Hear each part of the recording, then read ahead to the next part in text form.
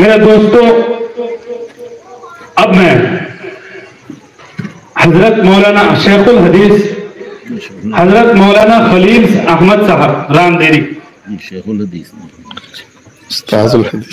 استاد الحدیث حضرت مولانا خلیل احمد صاحب راندیری کو میں ایک شعر کے ذریعے سے دعوت دیتا ہوں کہ اس امت عاصی سے نہ منہ پھیر خدایا، اس امت عاصی سے نہ منہ پھیر خدایا، نازک ہے بہت عزت سلطان مدینہ۔ حضرت تشریف۔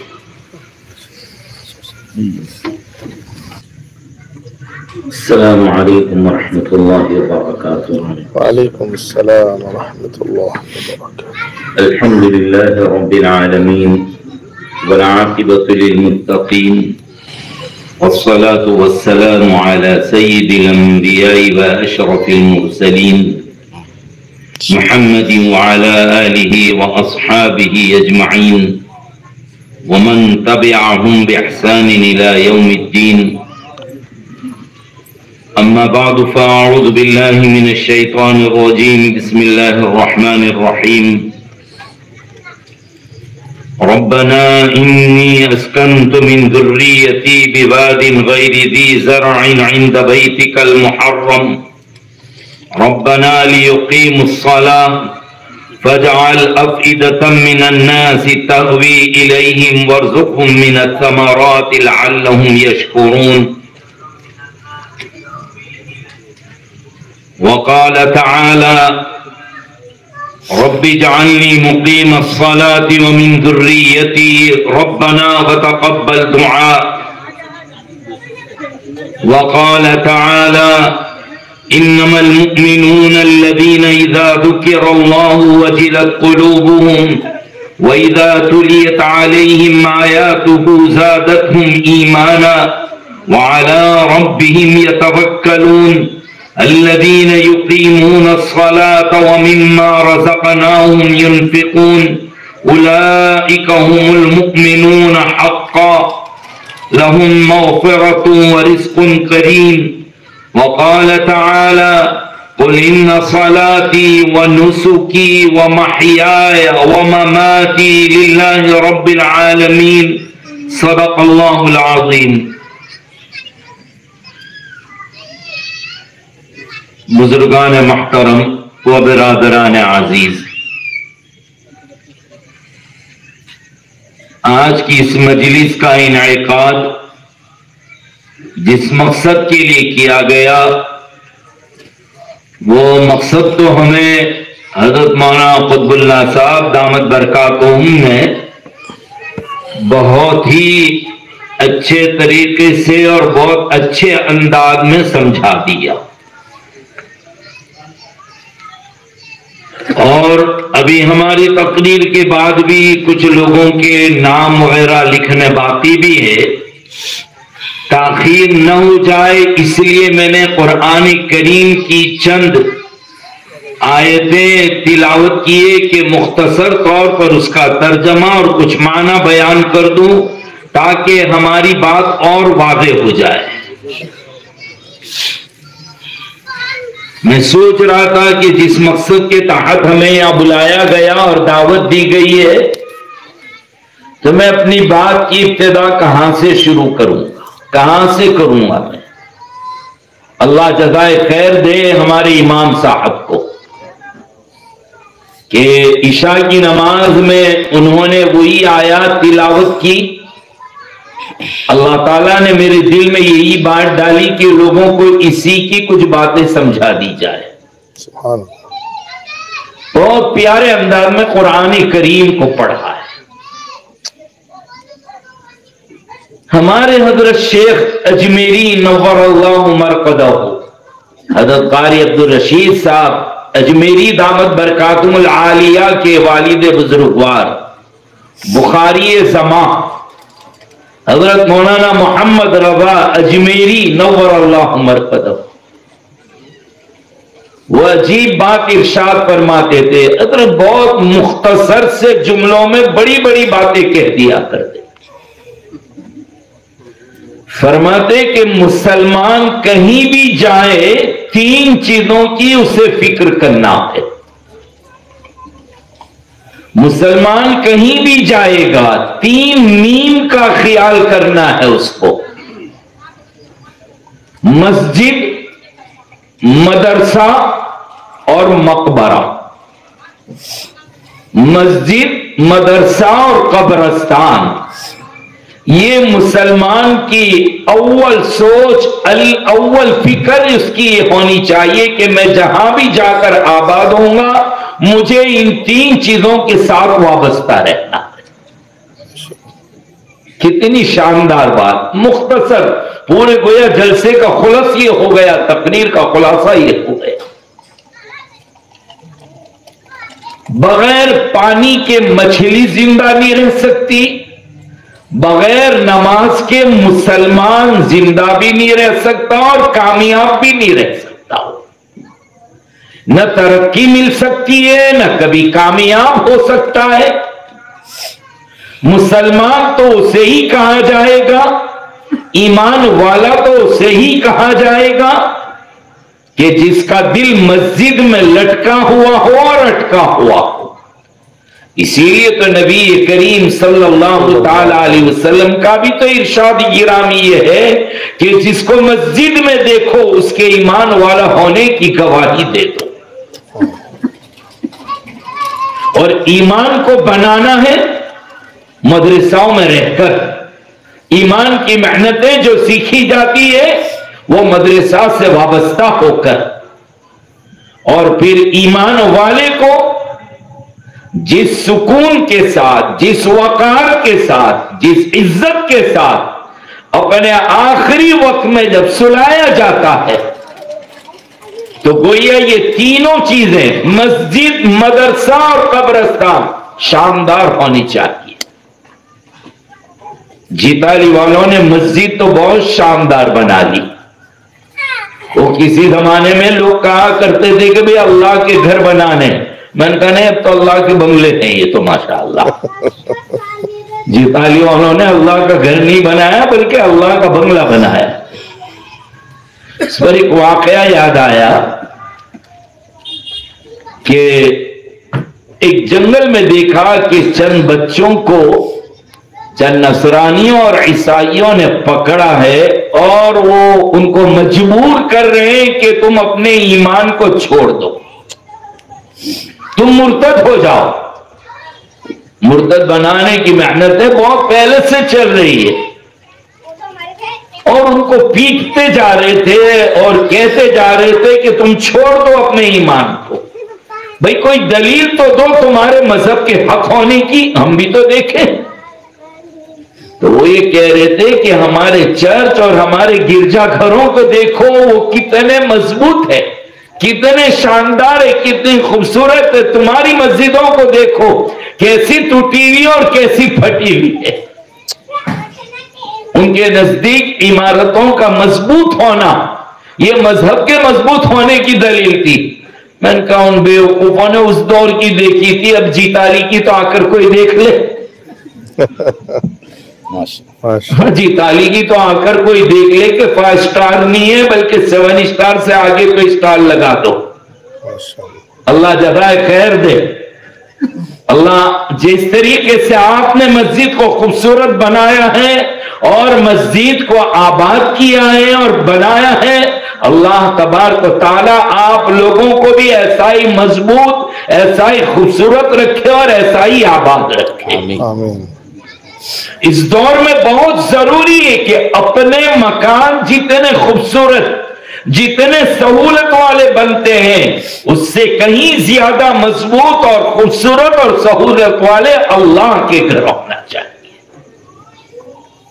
واقعہ ادھورا رہ جائے گا تو وہ بچوں کو جو پٹائی ہو رہی تھی تو وہاں سے گزر رہے تھے شیخ عبد القادر جیلانی علیہ الرحمہ۔ حضرت کو آواز دی کہ حضرت بچائیے، یہ پٹائی کر رہے ہیں۔ حضرت نے کہا بھئی کیا ہے؟ کہا یہ دعوت دے رہے اپنے مذہب کی طرف اور پیٹتے جا رہے اور یہ کہہ رہے دیکھو تمہاری مسجد ہے کیسی کمزور اور ہمارے چرچ اور گرجا گھروں کو دیکھو کتنے مضبوط۔ حضرت نے کہا چلو مجھے گرجا گھر لے چلو تمہارے، میں بھی تو دیکھوں کتنے مضبوط ہے، مجھے لے جاؤ۔ جب حضرت ان کے گرجا گھر میں پہنچے تو گرجا گھر کے وسط میں جا کر، درمیانی صحن میں جا کر یہ آیت پاک پڑھی، لو انزلنا هذا القرآن على جبل لرأيته خاشعا متصدعا من خشیۃ اللہ. کہ اگر اس قرآن، اللہ ایک مثال دے کر سمجھا رہے کہ اگر اس قرآن کریم کو ہم پہاڑوں اور اس کی چٹانوں پر اتار دیتے اور نازل کر دیتے تو اللہ کے خوف، اللہ کی خشیت، اللہ کی عظمت کی تاب نہ لاتے ہوئے پہاڑوں کے تو پرخچے اڑ جاتے. یہ آیت پاک پڑھی حضرت نے، اور آیت پاک پڑھنے کے بعد گرجا گھر کو اشارہ کیا، گرجا گرجا گھر کو اشارہ کیا، گرجا اتنا اشارہ کرنا تھا کہ پوری عمارت ڈھیر ہو گئی.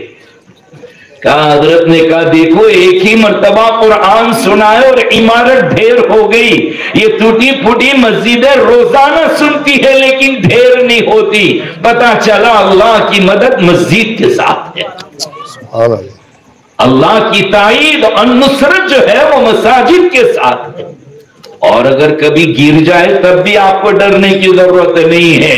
یہ کہا جائے گا کہ سنتے سنتے اب اس میں برداشت کی طاقت اور تاب نہیں تھی اس لیے وہ گر گئی. گویا دونوں ہاتھ میں ہمارے کامیابی ہے. خیر تو اللہ جزائے خیر دے چترالی والوں کو کہ مسجد کا تو حق ادا کر دیا. بہت شاندار، کیا وضو خانہ، کیا بیت الخلا، کیا دیواریں، کیا بہترین صف اور قالین.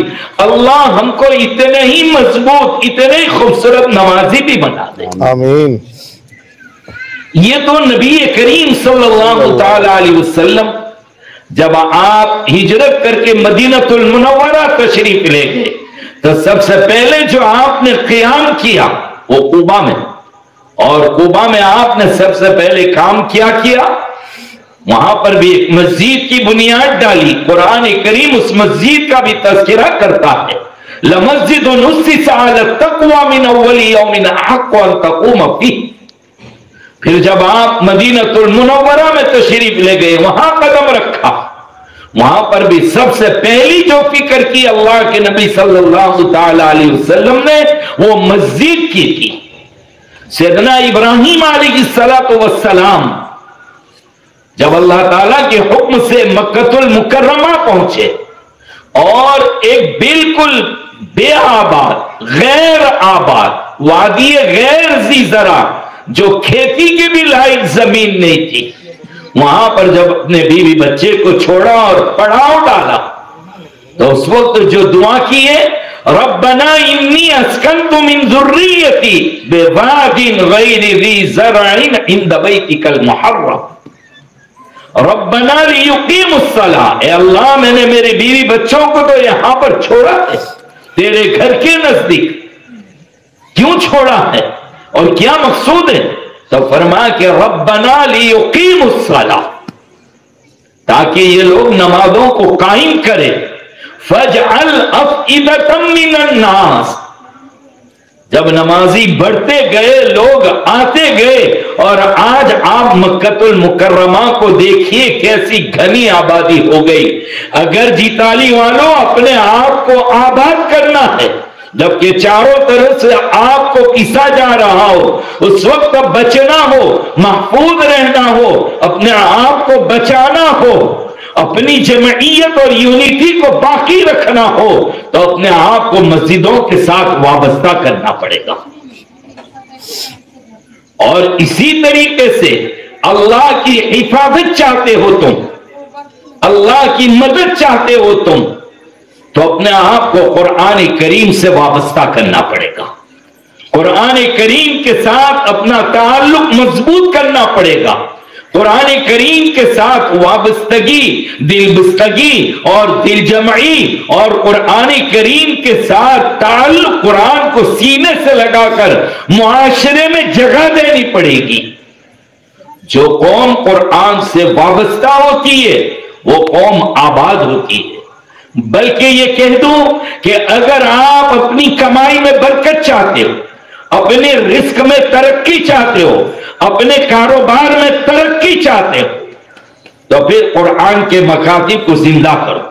कुरान के मदारिस को जिंदा करो, जहां कुरान करीम जब अच्छे अंदाज में पढ़ा जाता है, संवार के पढ़ा जाता है, बेहतरीन अंदाज में पढ़ा जाता है, तो फिर हक ताला शानहू उसके लिए आबादी का इंतजाम फरमा देते हैं। हमारे पड़ोस के मुल्क में एक वाकया है कि एक मदरसा, वहां पर ये सुबीबाग में हमारे यहाँ एक मरतबा हिफ्ज़ की तकमील की मजलिस थी, तो हजरत मुफ्ती अब्बास साहब बिस्मिल्लाह दामत बरकातुहुल आलिया तशरीफ लाए थे। उन्होंने ये वाकया सुनाया कि उस मदरसे के अंदर गल्ला और अनाज और पैसे सब खत्म हो गए। तो नाजिम साहब जो थे वो मोहतमीम साहब के पास तशरीफ लाए और कहा कि हजरत गल्ला भी खत्म हो गया है, पैसे भी खत्म हो गए, सैलरी और तनख्वाह देने के लिए पैसे भी नहीं है, लिहाजा बच्चों की छुट्टी कर दो और उस्तादों को भी छुट्टी दे दो, न पैसा तनख्वाह का है न हमारे पास खिलाने के लिए गल्ला है। इन अल्लाह वालों की सोच बड़ी अजीब होती है ना। फौरन कहा जाओ किसी अच्छे कारी साहब को ढूंढ के लाओ, तलाश करके लाओ। वो समझ गए कि असल क्या तकलीफ है, क्यों पैसों की तकलीफ आ रही। कहा जाओ किसी अच्छे कारी साहब को पकड़ के लाओ। वो नाजिम साहब समझने लगे कि बड़े मियां ने बराबर सुना नहीं, अकल सठिया गई इनकी। मैं कहता हूं कि पैसे नहीं है, मैं कहता हूं कि अनाज और गल्ला नहीं है, खिलाएंगे क्या, खामोखा बच्चों को यहां रखते छुट्टी दे दो। कहा हजरत मैं ये कहना चाह रहा हूं। कहा मैंने कह दिया ना, जाओ कारी साहब को ढूंढ के लाओ। अल्लाह वालों की तो उल्टी भी सीधी होती है, हमारे जैसों की तो सीधी भी उल्टी हो जाती है, और अल्लाह वालों की तो उल्टी भी सीधी हो जाया करती है। अल्लाह के लोग कौन होते हैं? अल्लाह के वली। बस कह दिया जाओ। अब ये भी रास्ते में जा रहे हैं और गुनगुनाते जा रहे हैं, अजीब बुढ़ा मिला है, कोई सुनता ही नहीं है, बस एक ही रट पकड़े हुए कि जाओ अच्छे कारी साहब को पकड़ के लाओ। कारी वसी अख्तर साहब जैसे किसी कारी को पकड़ लाओ।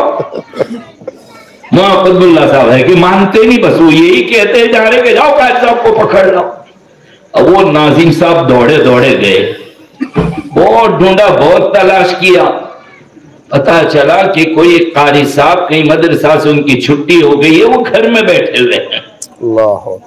ये पहुंच गए उनके पास और कारी साहब से कहा कि कारी साहब ऐसा सा मामला है, मैंने मोहतमिम साहब को मशवरा ये दिया, तो उन्होंने कहा कारी साहब को तलाश करके ले आओ। तो मैं तलाश करने निकला, मेरी नजर आप पर पड़ी, आप चलिए।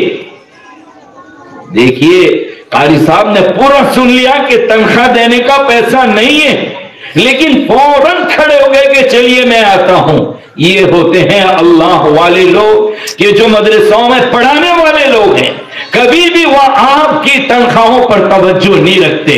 उनको मालूम है कि मदरसे वाले कितनी तनख्वाह देंगे, उनको पता है कि 50,000 40,000 मेरी सैलरी नहीं होगी, उनको मालूम है कितना मिलने वाला है। लेकिन बस वो ये चाहते हैं कि आपकी औलादों को कुरान पढ़ा दिया जाए। वो आकर बैठ जाते हैं। कारी साहब भी तैयार हो गए। अब ये नाजिम साहब ने कहा यार ये कारी भी बड़ा अजीब आदमी है, फौरन तैयार होगा। कारी साहब सुनो, तनख्वाह देने के लिए पैसे नहीं है।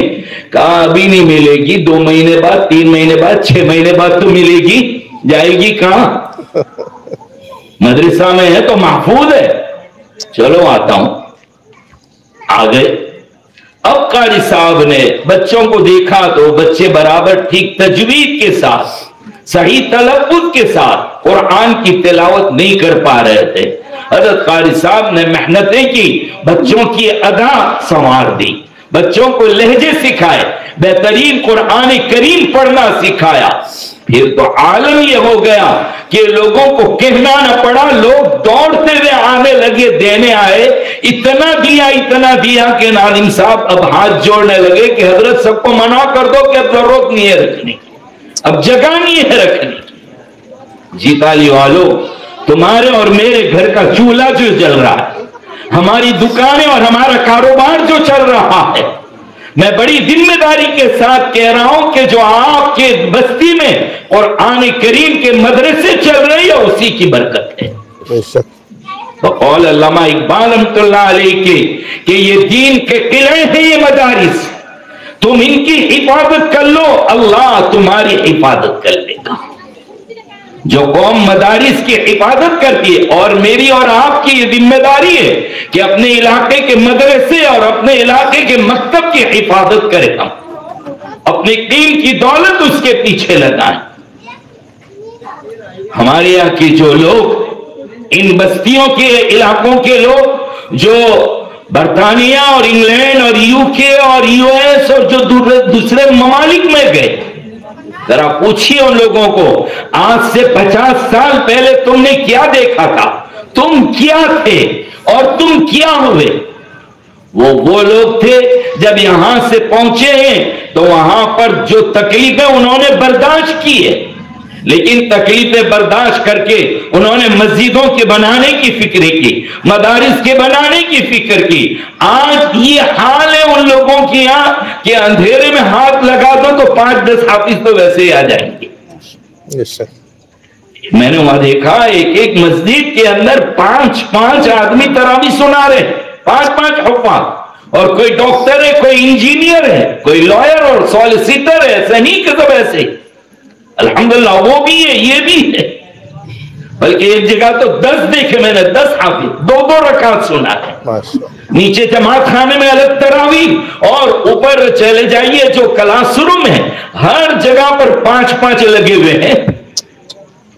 اتنے حفاظ اللہ تعالیٰ نے پیدا کر دیے جو آج ہم ان کے پاس دولت دیکھ رہے ہیں۔ میں بہت صحیح بات کہنے جا رہا ہوں آپ سے کہ یہ انہوں نے جو مساجدوں کو بنایا، مساجد کی حفاظت کی، مدارس کی حفاظت کی، اور تیسرے نمبر پر جن چیزوں سے انہوں نے اپنے آپ کو بچایا وہ ایسے علاقوں میں قبرستان، جہاں مساجد کی حفاظت کی، مدارس کو بنایا، انہوں نے اپنے بہترین مکان بنائے۔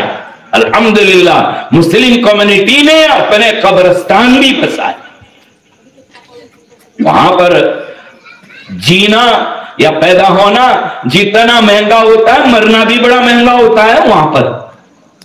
ہاں، کتنے ڈالر اور کتنے پاؤنڈ دے کر 2 گز زمین خریدی جاتی ہے، تب جا کر دفن ہوتے ہیں۔ لیکن اللہ کے بندے وہاں بھی ایسے سر پھرے لوگ ہیں کہ جو مسلمانوں کا قبرستان، زمین خرید کر قبرستان وقف کرتے ہیں تاکہ مسلمانوں کو آخری وقت میں لیٹنے کی جگہ تو پرسکون مل جائے۔ اللہ، تو آج جیتالی والوں نے یہ جو ذمہ دارانہ کام اٹھایا ہے، بہت خوشی کی بات ہے کہ یہاں لوگوں کو مرنے کی فکر ہے، اور جو قوم مرنے کی فکر کرتی ہے، جو قوم مرنا جانتی ہے، وہ قوم ہی زندہ رہ سکتی ہے اور زندگی کا لطف بھی اٹھا سکتی ہے۔ جو قوم موت سے ڈرتی ہے، مرنے سے ڈرتے ہیں، ان کی زندگی کے جینے میں کوئی مزہ نہیں۔ جہاں کوئی آواز آئی بس پتا کھڑکا بندہ بڑھکا، ہاں پتا کھڑکا بندہ بڑھکا، پھر یہ حال ہوتا ہے۔ ہر جگہ جا قدم پہ ڈر لگتا ہے۔ اور یہاں جس کو یقین ہے کہ میرے مولا نے لکھ دیا ہے کہ اذا جاء اجلهم لا يستأخرون ساعة ولا يستقدمون، وقت سے پہلے آنے والی نہیں ہے، اور وقت آیا اور ٹل جائے یہ بھی نہیں ہو سکتا، آنا ہے پکا۔ لیکن یہ یاد رکھیے کہ جتنا ادب احترام اسلام میں مردے کا کیا جاتا ہے شاید دنیا کی کسی قوم میں اتنا نہیں ہے۔ اس کو جس طریقے سے غسل دیا جاتا ہے، نہلایا جاتا ہے، بلکہ دیکھا ہوگا آپ نے جب نہلایا جاتا ہے تو گھر کا ہر فرد یہ کوشش کرتا ہے کہ میرے ہاتھ سے بھی ایک مگا پانی کا گر جائے اس پر، پھر اس کے کافور لگاتے ہیں، شاندار سفید کپڑوں میں لپیٹ دیا جاتا ہے اس کو، اور کس طریقے سے کاندھوں پر اٹھا کر بڑے احترام، وقار اور سکون کے ساتھ دعائیں پڑھتے ہوئے اس کو جنازے کی نماز ادا کرتے ہوئے پھر اس کو قبرستان لے جایا جاتا ہے۔ اب آبادی بڑھ رہی ہے، لوگ دور دراز کے علاقوں کو چھوڑ چھاڑ کر اب یہاں پر جہاں کوئی کمانے کے لیے آسانیاں ہوتی ہے وہ اپنا رزق تلاش کرتے ہوئے یہاں پر آئے۔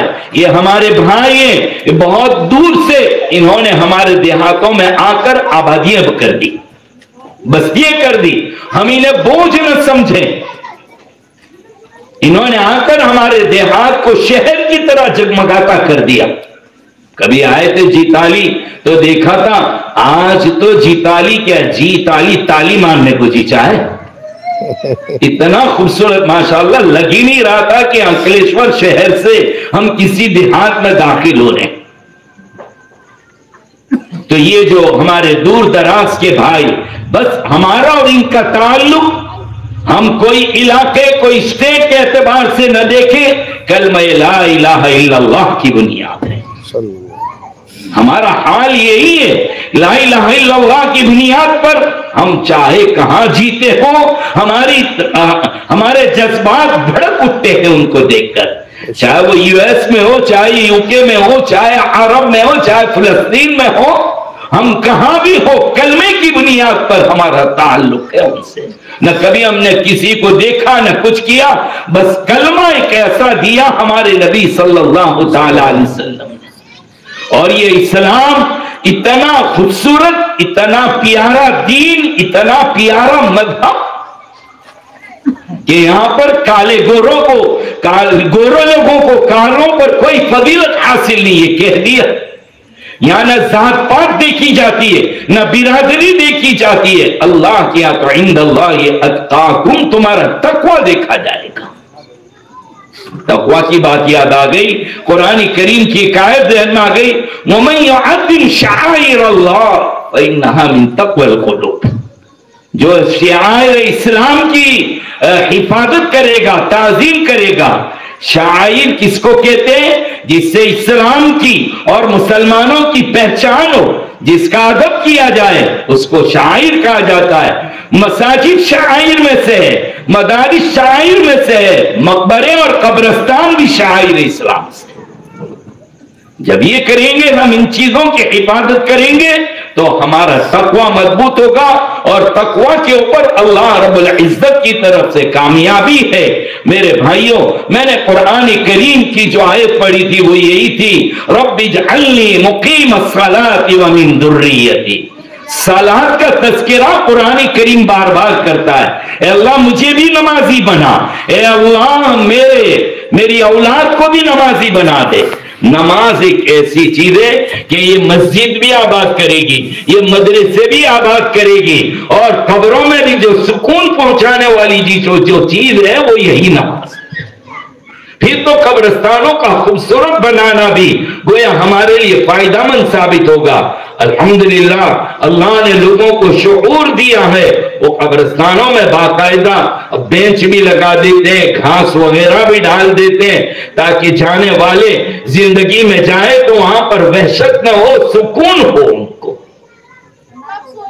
تو اب یہ جیتالی والوں نے جو ذمہ داری اٹھائی ہے، وہ جو کام کا بیڑا اٹھایا ہے، میں آپ حضرات سے درخواست کرتا ہوں، میں نے قرآن کریم کی اور ایک آیت پڑھی تھی، اس کا ترجمہ سن لو کہ مومن کون ہے، مسلمان کون ہے؟ کہا مومن تو وہ ہے کہ اذا ذکر اللہ وجلت قلوبہم، سبحان اللہ، کہ جب ان کے سامنے اللہ کا نام لیا جائے، اللہ اکبر اللہ اکبر، اتنی آواز سنتے ہی دل نرم ہو جائے، تڑپ جائے، دوڑنے والا بن جائے مسجد کی طرف۔ اللہ، اگر بیوی بچے اللہ کا واسطہ دے دیں، چپ ہو جاؤ، اللہ کا نام آ گیا۔ میں ایک مدرس ہوں اور میرا طالب علم مجھے کہہ دیتا، استاد اللہ کی قسم میں نے یاد کیا تھا، اب چاہے وہ کیسا بھی کہہ رہا ہو لیکن اللہ کا نام لے لیا، خاموش، دل میں نرمی پیدا ہو جائے۔ وَإِذَا تُلِيَتْ عَلَيْهِمْ آيَاتُهُ زَادَتْهُمْ ایمانا، اور جب قرآن کے احکام سنائے جائے، قرآن کی باتیں سنائی جائے، تو پھر ہمارے ایمان میں جلا پیدا ہو جائے، ایمان میں قوت پیدا ہو جائے، اللہ ہی پر بھروسہ کرنے والے ہوں ہر وقت۔ مال جو کچھ بھی ہمارے پاس یہ اللہ کی طرف سے آیا ہے، جو کچھ بھی ہے سب اللہ کرنے والے ہیں۔ وَمِمَّا رَزَقْنَاهُمْ يُنْفِقُونَ، وہ خرچ کرنے والوں، میرے اور آپ کے کام کی بات کہہ دی کہ جو کچھ ہم نے دیا ہے اس میں سے وہ لوگ خرچ کر دے۔ ایمان والوں کی نشانی کیا ہے؟